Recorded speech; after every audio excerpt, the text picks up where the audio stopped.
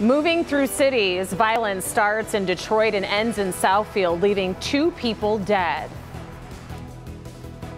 Turned into a pretty pleasant day, but wait until you see what's on the way. A quick return back to winter. And a new normal. Speaking of returns, the Stoneman Douglas students returned to classes today with the massacre that took the lives of 17 of their classmates and staff still lingering in their memory. A look at how they're coping. Live from downtown Detroit, Local 4 News at noon starts now. Good afternoon, everyone. Thank you so much for joining us. Topping our news at noon, a troubling story out of Southfield. The sound of a gun pierces a quiet evening. Police are investigating after a man and a woman were found dead from apparent gunshot wounds in Southfield. They were found at the Evergreen Meadows apartment complex right there on Evergreen Road, just south of I-696. It happened just last night in a blaze of gunfire. Local 4's Rod Maloney has been out on the scene since very early this morning. Rod, any new developments? Yes, quite a few actually, Rhonda. And take a look behind me. This is where the murder happened. You can see the glass of the driver's side window of one of the cars that was towed away here on the ground there. This was a domestic murder-suicide. A couple not having a good relationship, got into a fight last night, wound up here, and now 2 people are dead. This was the scene overnight. Southfield police found a woman dead in her car and a man dead on the ground outside that car, both shot with a handgun. Southfield Police Chief Eric Hawkins tells us it appears their bodies were on and in the driveway for a couple of hours before a neighbor coming home from work around midnight discovered them and called 911. Some of the residents said they heard some sounds somewhere around 9 or 10 o'clock last night. They were unsure the source and what those sounds were, but we never received a call. This is the couple in a much happier time. Dana Taylor Bry, 43 at the time, and then 50-year-old Avery Eugene Bry. Dana worked as a probation officer for the Department of Corrections. Avery Bry was retired. Marital problems cropped up. They finalized their divorce earlier this month. They apparently had a fight at their Detroit home last night when Dana drove to her condo only to find trouble, her ex waiting for her with a gun. She ran back to her car, throwing belongings on the ground, trying to escape. She had been shot multiple times. The male half sustained what appears to be a self-inflicted gunshot wound to the head. Both deceased at the scene. 3 different vehicles were towed from the scene. Dana's Jeep Compass with the window shot out and 2 others. It was an emotional scene when family members found out. They gathered at Southfield Police headquarters. One family member, overcome with emotion, needed an ambulance.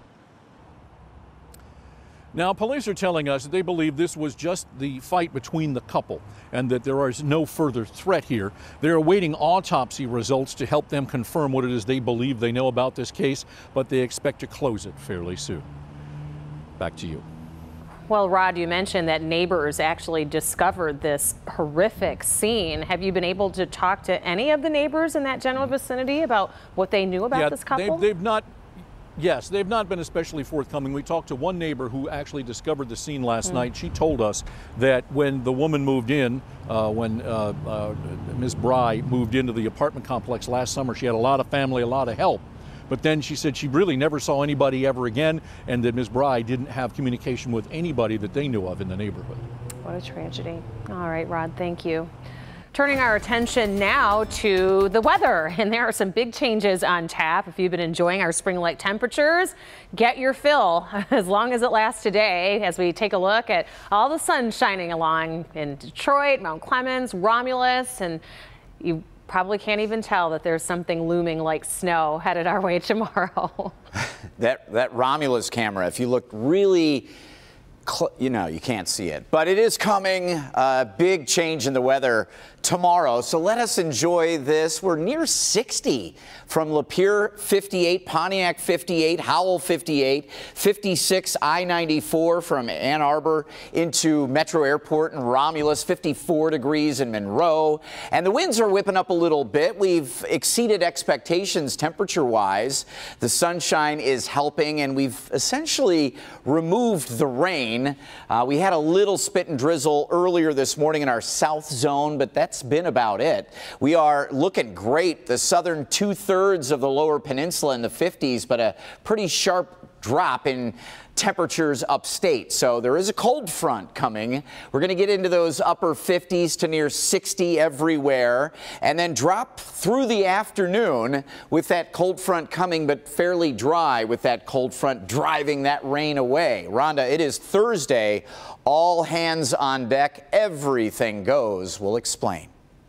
All right, Brandon, we'll check back in with you shortly. Meanwhile, let's get the update from Florida. Students returned to class in Florida after that mass shooting left 17 people dead 2 weeks ago. Today, this day has been, well, it's been fraught with so much anticipation, anxiety, as it's left not only a community but an entire nation grieving another mass shooting at a school. NBC's Wendy Wolfolk joins us now from Stoneman Douglas High School with what's ahead today.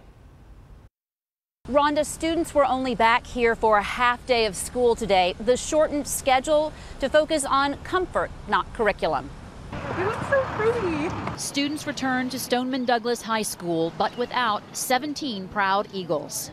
So overwhelming. I'm afraid of the possibilities, but I know nothing's gonna happen. Hundreds of armed officers from surrounding police departments stand in solidarity as this school's student body takes the first steps to a new normal on campus. I felt safe before, but now I feel more safe because everybody's here, but it's still overwhelming. That support helps in healing. This is the best place for everyone to be with their colleagues, their peers, their friends, so that they can work together as we go through this difficult process. Difficult doesn't begin to describe Fred Guttenberg's grief. You got to power through and face things. He lost his daughter Jamie 2 weeks ago today, bringing her brother Jesse back here in a bittersweet moment. You know what? Coming back to school today is a big first step. We're struggling with what life looks like going forward. But we're going to go forward because we still have each other.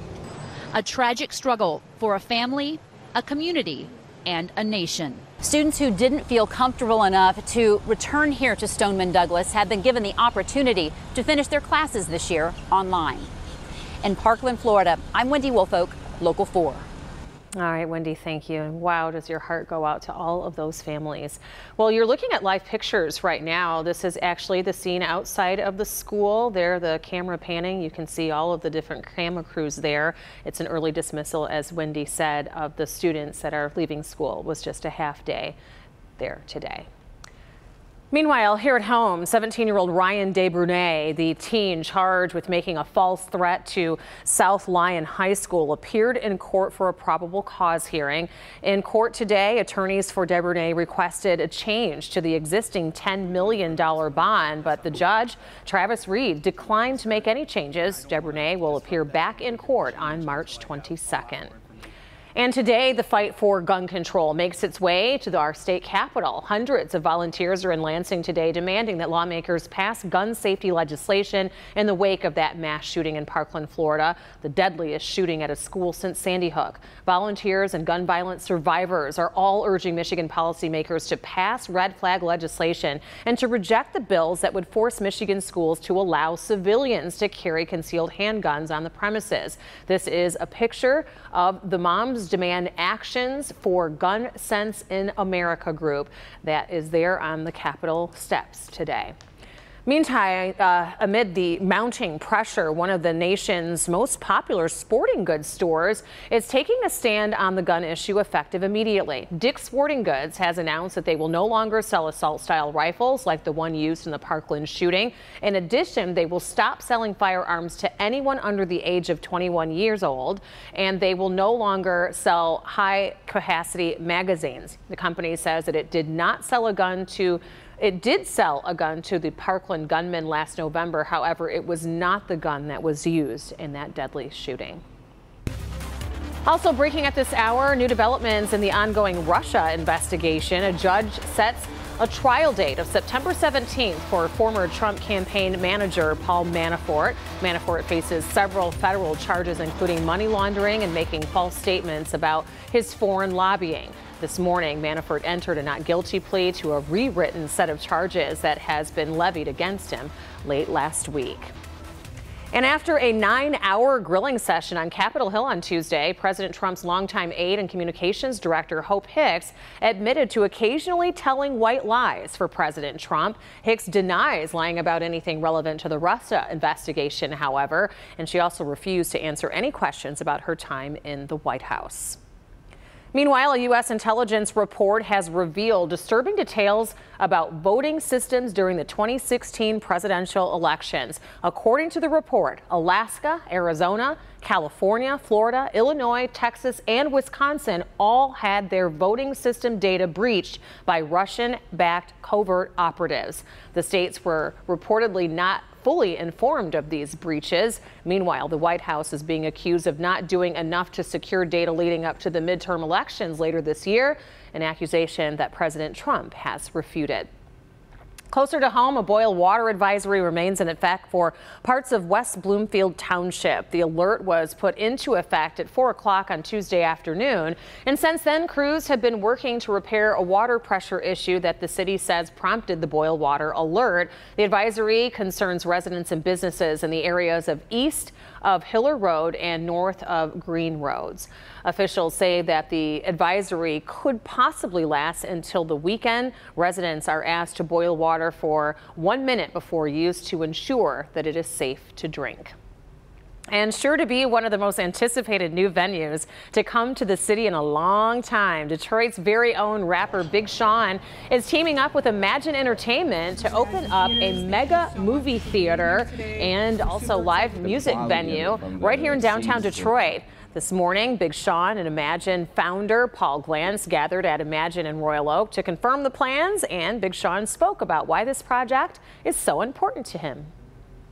There's no movie theater in Detroit, which is super crazy to me. And I understand maybe why in the past there hasn't been, but right now, as the city is in a complete renaissance, is, you know, turning around, is booming, I think this is a perfect time to bring a theater. And when you see a need, you do something about it, and Big Sean is. The location is still undetermined, but construction is expected to start next year and possibly be done in 2020. So as soon as we find out where, we'll let you know. Still to come here on Local 4 News at noon, paying their respects. Dozens of prominent people gather to remember Billy Graham, why his remembrance ceremony is so significant. Day for a dog tail, a really big dog tail. You know what? If dogs could write with fingers instead of paws, this dog has been gone for 3 months, and we're there for the big reunion with her mom. Welcome back, everybody. We are continuing to follow news from Detroit's west side. That's where police are still investigating after a man was shot in the head during a shootout between two cars at Curtis and Foyer Streets early this morning. The shootout came just moments after a crash between two other cars, but right at that same intersection. The victim is hospitalized, remains in critical condition, and no other details are known at this time in terms of whether or not these two incidents may have been related. This morning, President Donald Trump, alongside First Lady Melania, honored the late evangelist Billy Graham while he lies at the U.S. Capitol. Graham, an evangelical minister and spiritual confidant to many American presidents, passed away at the age of 99 last week. He's been called America's pastor. And you are now looking at live pictures taken from the ceremony as political leaders pay their respects today. The last American to lie in honor at the Capitol was Rosa Parks, the civil rights hero in 2005. Still to come here on your Wednesday, the surprising link between certain work environments and ALS, why some are sounding the alarm for professionals. And Brandon is here preparing us for the return of winter tomorrow. Yeah, I mean, we can see temperatures that are on the cooler side that are sliding in, and you team up two storm makers into that cold air. Rain and then snow, both will be heavy and both will be covered next. Lou Lorette. Oh, what a beautiful look well, now it's blinking on me, but this is a great looking shot. It is a little bit breezy. As you can see, the flag here whipping around pretty good, but we are seeing a lot more sunshine, a little bonus helping our temperatures. The winds have picked up out of the southwest to 20. A cold front is approaching, but really you don't feel the effects of that until later this evening. So 58-ish on average through the area. May get one or two neighborhoods touching 60. Could see a sprinkle or two, but I think that ship has sailed. Overnight, 37 degrees.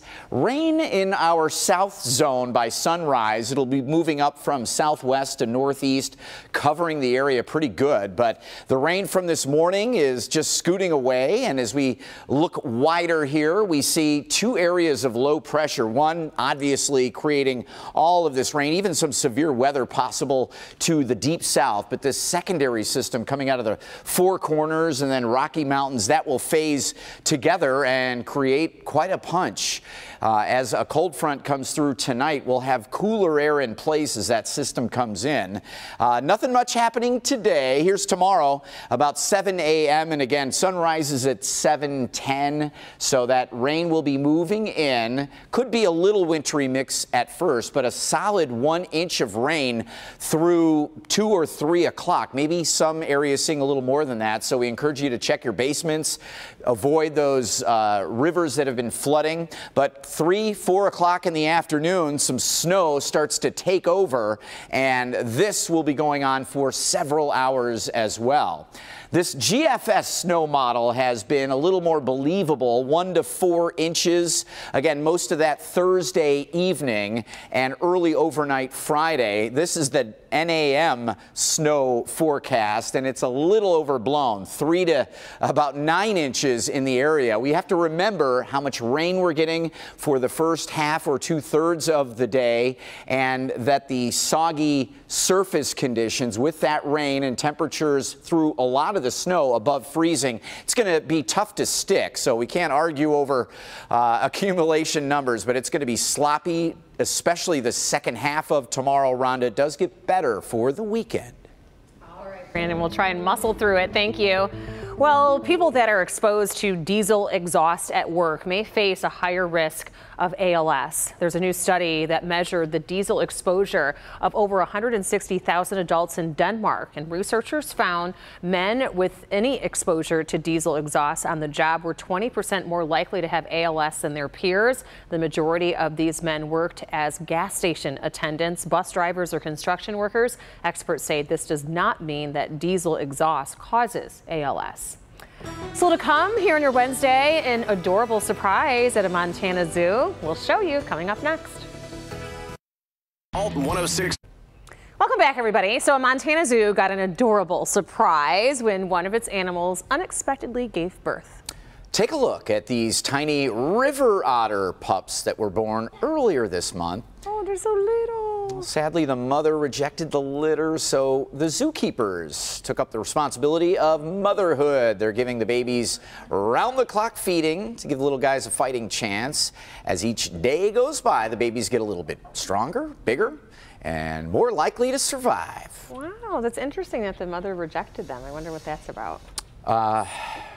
I don't even want to ask you that. Right. Your mind is swirling. Take me back to my childhood. Thanks for being with us, everybody, for Local 4 News at noon. Hey, our zoo would be a great place to go this afternoon.